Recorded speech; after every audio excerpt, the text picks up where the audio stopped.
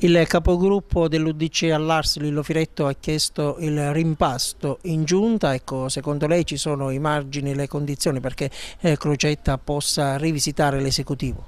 Ma mi pare difficile perché questa squadra di governo è la squadra di governo che ha vinto le elezioni e che sta portando avanti la ristrutturazione della pubblica amministrazione siciliana. Bisogna, secondo me, continuare a dare fiducia al Presidente Crocetta e a questo governo, perché ristrutturare è un momento della fase politica che deve vedere ora invece la grande capacità di costruire quello sviluppo innovativo che il territorio ha bisogno.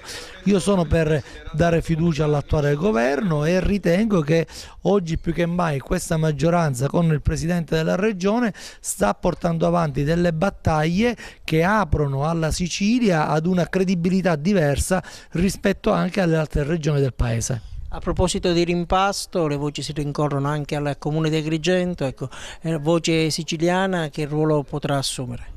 Guardi, noi siamo stati e siamo alternativi all'amministrazione Zambuto, perché noi abbiamo sostenuto il sindaco che per la città poteva di fatto rappresentare quella marcia in più.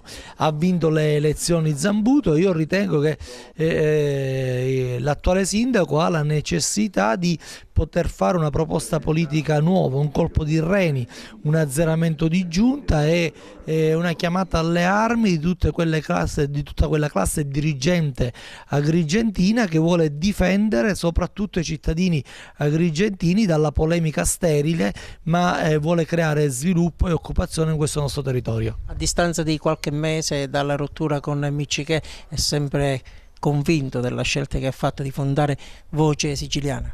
Voce Siciliana è quel movimento che vuole essere contrapposto alla Lega Nord, vuole essere contrapposto e alternativo a quella macro regione del nord, del Piemonte, della Lombardia e del Veneto.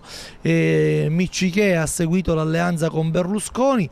Io francamente ho conosciuto Berlusconi ed è un grande venditore, è un ottimo personaggio del dire, ma poi di fatto nella realizzazione, nel fare, ha mostrato un grande fallimento. Quindi preferisco poter continuare questo progetto di Voce Siciliana che insieme al Partito Democratico può essere alternativo a quelle forze di centrodestra che sono alleate con la Lega Nord e che lavorano contro la Sicilia.